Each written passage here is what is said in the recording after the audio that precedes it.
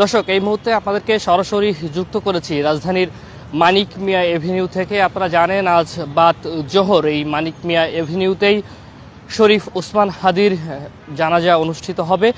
গতকাল এটি ইনকলাব মঞ্চের পক্ষ থেকে জানানো হয়েছিল, তারই প্রস্তুতি হিসাবে আইন শৃঙ্খলা বাহিনীর ব্যাপক সংখ্যক সদস্যও কিন্তু এই মানিক মিয়া এভিনিউতে প্রস্তুত রয়েছে। আমরা দেখছি গতকাল রাত থেকে এই মানিক মিয়া এভিনিউ এলাকা নিরাপত্তার চাদরে ঢেকে রাখা হয়েছে। আপনারা আমার পেছনে দেখছেন এই মানিক মিয়া এভিনিউতে যারা প্রবেশ করছে তাদেরকে তল্লাশি করা হচ্ছে এবং গতকালই বলা হয়েছিল এই মানিক মিয়া এভিনিউতে কোনো ধরনের ব্যাগ নিয়ে প্রবেশ করতে দেওয়া হবে না। শুধুমাত্র যারা গণমাধ্যম কর্মী রয়েছেন এবং যারা বিশেষ কাজে আসছেন তাদেরকে প্রবেশ করতে দেওয়া হচ্ছে, তবুও তাদেরকে তল্লাশি করে তারপর এই মানিক মিয়া এভিনিউতে প্রবেশ করতে দেওয়া হচ্ছে।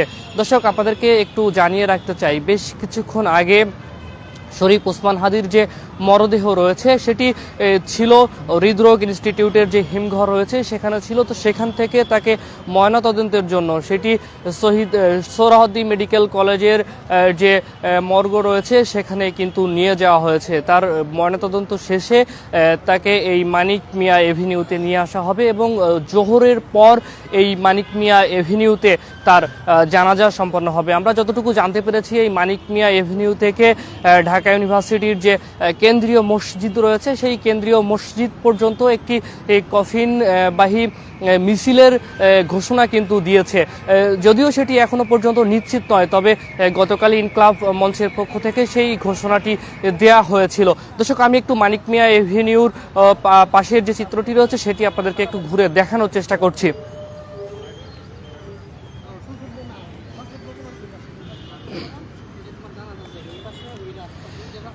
আপনারা দেখছেন এই মুহূর্তে পুলিশের একটি সতর্ক অবস্থান কিন্তু এই মানিক মিয়া এভিনিউতে রয়েছে।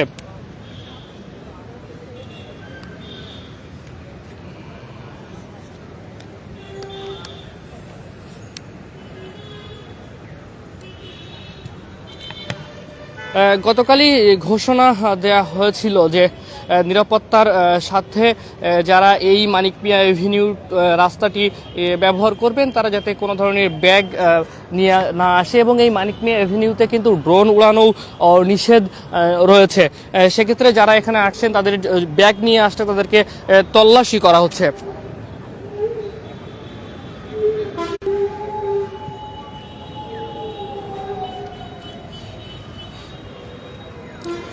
দর্শক, আপনারা দেখছেন এখানে নিরাপত্তার সাথে যারা পুলিশ সদস্য রয়েছে তারা কিন্তু তল্লাশি করছে। তারপর এই যে জায়গাটি অর্থাৎ মানিক মিয়া এভিনিউতে প্রবেশ করতে দেওয়া হচ্ছে। যেহেতু আজ জোহরের পর এখানে শরীফ ওসমান হাদির জানাজা অনুষ্ঠিত হওয়ার কথা রয়েছে, সেক্ষেত্রে এই যে জায়গাটি এখানে কিন্তু নিরাপত্তার চাদরে ঢেকে দেওয়া হয়েছে। আপনারা দেখছেন এখানে পুলিশ সদস্যদের উপস্থিতি রয়েছে এবং বেশ কিছুক্ষণ আগে এখানে আনসার সদস্যদের প্রস্তুতির জন্য একটি বিশেষ ট্রেনিং করা হয়েছিল। তারা সেই প্রস্তুতি শেষে কিন্তু খামার বাড়ির যে অংশটি রয়েছে তারা সেই খামার বাড়ির অংশের দিকে এখান থেকে সরে গিয়েছে। মানিক মিয়া এভিনিউ একটি গুরুত্বপূর্ণ সড়ক, এই সড়কে প্রতিদিন হাজার হাজার যানবাহন কিন্তু চলাচল করে। যেহেতু আজ এখানে শরীফ ওসমান হাদির জানাজা অনুষ্ঠিত হবে, সেক্ষেত্রে আজকের এই রাস্তাটি বন্ধ রাখা হয়েছে এবং এই রাস্তার বিকল্প রাস্তা হিসেবে যে মিরপুর সড়কটি রয়েছে সেই মিরপুর সড়কটি কিন্তু ব্যবহার করা হচ্ছে। এই সড়কে শুধুমাত্র যারা হেঁটে আসছেন পথচারী তাদেরকে প্রবেশ করতে দেওয়া হচ্ছে।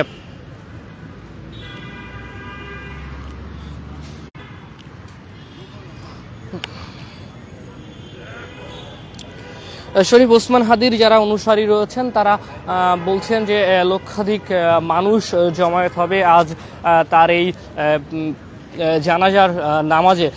ঠিক তারই প্রেক্ষিতে কিন্তু আমরা দেখছি আজ সকাল থেকে শত শত মানুষ তারা কিন্তু এখানে এসে উপস্থিত হয়েছেন।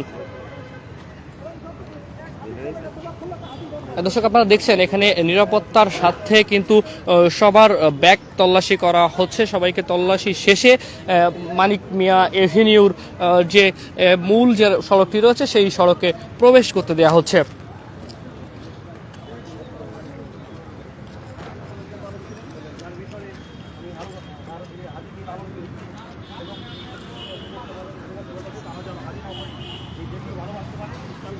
আপনারা দেখছেন ইতিমধ্যেই কিন্তু যারা হাদির জানাজার নামাজে উপস্থিত হতে চান তারা কিন্তু এখানে এসে উপস্থিত হয়েছেন।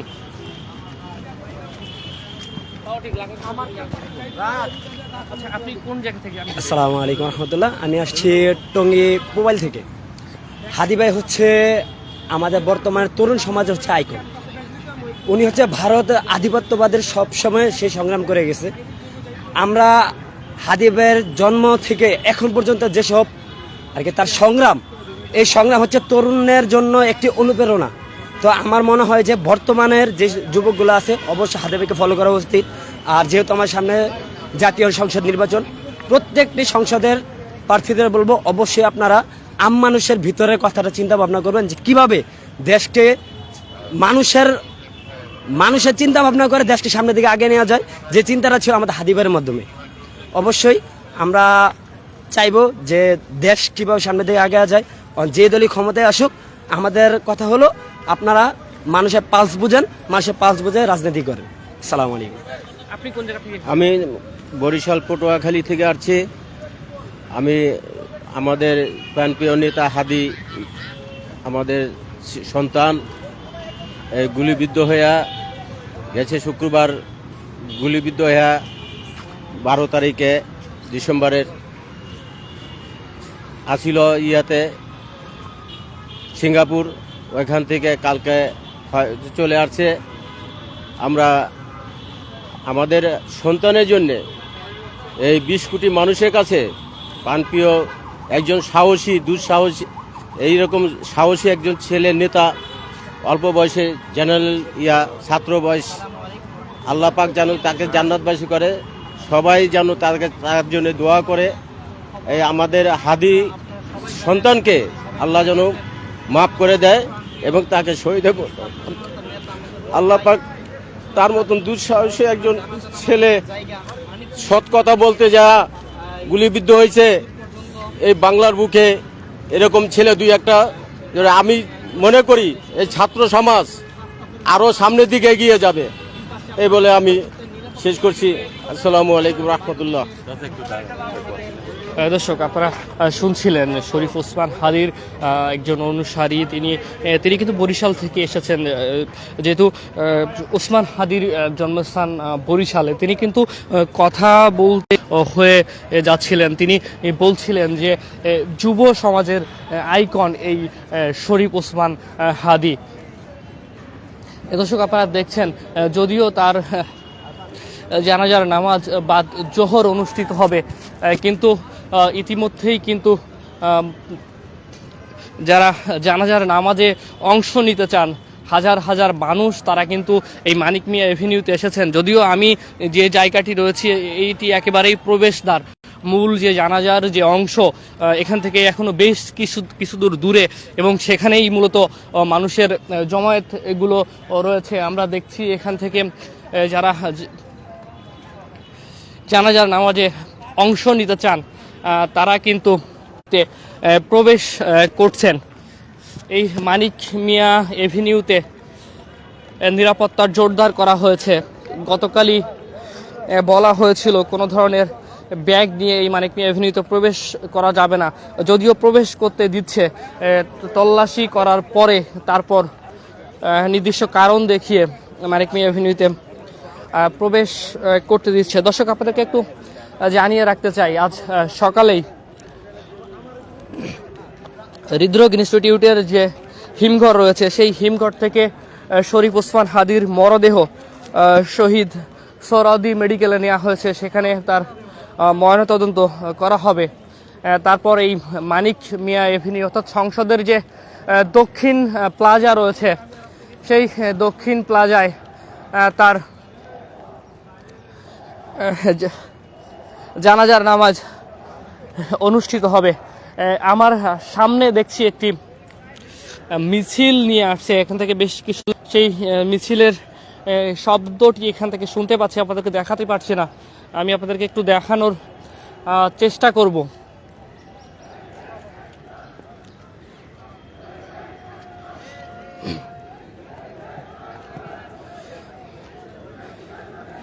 গত পরশু যখন শরীফ ওসমান হাদির মৃত্যুর খবর দেশে এসে পৌঁছায়, ঠিক সেই সময় থেকে কিন্তু ক্ষোভে ফুঁসে ওঠে বাংলাদেশ।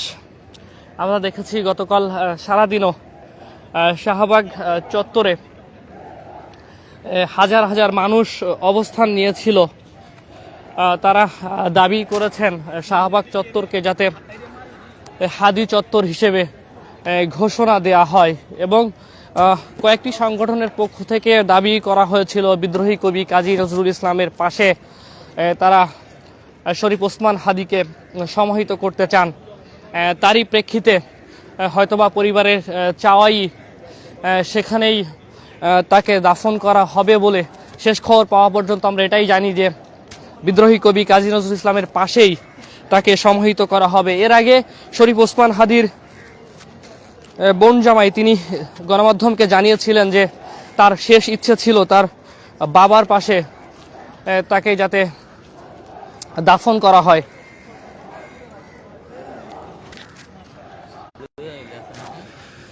দর্শক, আপনারা দেখছেন এই মুহূর্তে কিন্তু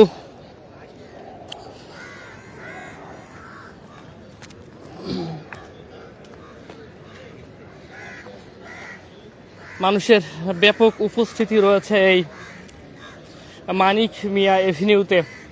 যদিও শরীফ ওসমান হাদির মরদেহ দেখার কোনো সুযোগ থাকছে না সাধারণ মানুষের জন্য, তারপরেও মানুষ তাকে ভালোবেসে তার এই জানাজায় অংশ নিতে দেশের বিভিন্ন প্রান্ত থেকে সাধারণ মানুষ তারা কিন্তু ঢাকায় এসেছেন। দর্শক, আপনারা দেখছেন এই সংসদ ভবনের দক্ষিণ প্লাজায় পুলিশ সদস্যদের পাশাপাশি বিজিবি সদস্যরাও কিন্তু মোতায়েন রয়েছে।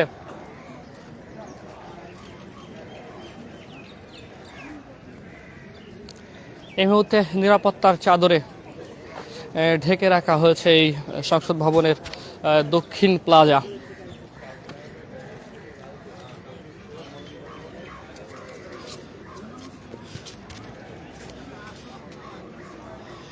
কয়েকটি বড় এলইডি স্ক্রিনের ব্যবস্থা করা হয়েছে।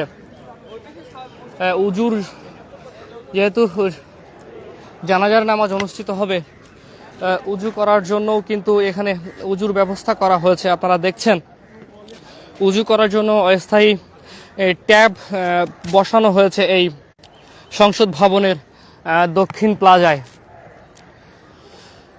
একাধিক জায়ান্ট স্ক্রিনের ব্যবস্থা রাখা হয়েছে যাতে শরীফ ওসমান হাদির যে জানাজার নামাজ সেটি সবাই দেখতে পারেন। যদিও সাধারণ মানুষের ভিতরে প্রবেশের সুযোগ থাকছে না, তারা হয়তোবা এই মানিক মিয়া এভিনিউর যে রাস্তাটি রয়েছে, মূল যে সড়কটি রয়েছে, সেই সড়কেই তারা জানাজার নামাজ আদায় করবেন। যারা গণমাধ্যম কর্মী রয়েছে তারাও শেষ মুহূর্তের প্রস্তুতিটি নিচ্ছেন।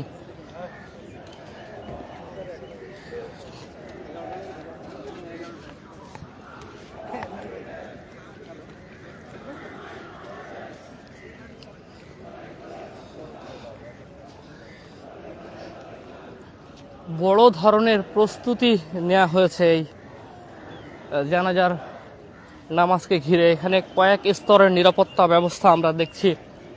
পুলিশ, র্যাব, বিজিবির পাশাপাশি সেনা সদস্যরা মোতায়েন রয়েছেন, র্যাবের ডগ স্কোয়াড রয়েছে, পুলিশের গোয়েন্দা সংস্থার কর্মকর্তারা রয়েছেন। সব কিছু মিলিয়ে এই ভেন্যু অর্থাৎ সংসদ ভবনের যে দক্ষিণ প্লাজা সেটি কিন্তু নিরাপত্তার চাদরে ঢেকে ফেলা হয়েছে। এখানে খণ্ড খণ্ড মিছিল আমরা দেখছি। যদিও জোহরের পরে এই জানাজার নামাজ অনুষ্ঠিত হওয়ার কথা রয়েছে, তারপরেও কিন্তু ইতিমধ্যেই হাজার হাজার মানুষ তারা এই মানিক মিয়া এভিনিউতে এসে উপস্থিত হয়েছেন। আপনারা দেখছেন তারা কিন্তু খণ্ড খণ্ড মিছিল নিয়ে এই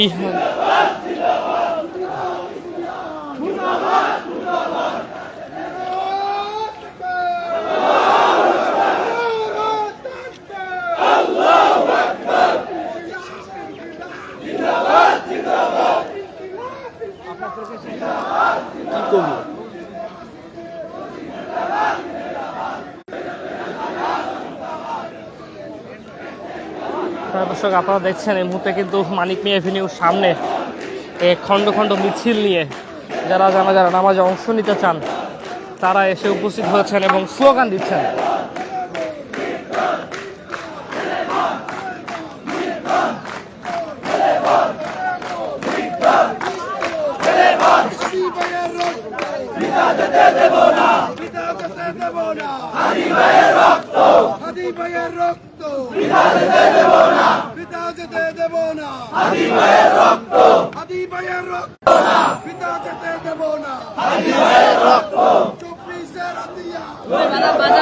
দর্শক সংসদের প্রবেশের যে মূল যে গেটটি রয়েছে, দক্ষিণ প্লাজার যে মূল গেটটি রয়েছে, সেই মূল গেটের চিত্রটি আপনাদেরকে দেখাতে চাই। মূল গেটে কিন্তু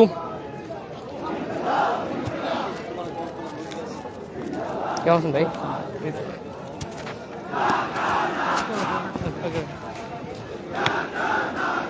আপনারা দেখছেন এখানে শত শত পুলিশ সদস্যদের উপস্থিতি রয়েছে, র্যাবের সদস্যরা রয়েছেন, বিজিবির সদস্যরা রয়েছেন।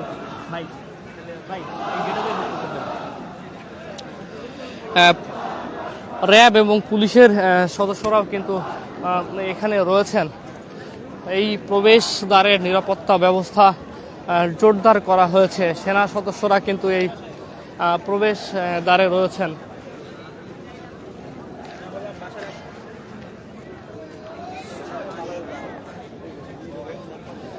নিরাপত্তার চাদরে ঘিরে রাখা হয়েছে এই সংসদ ভবনের দক্ষিণ প্লাজা।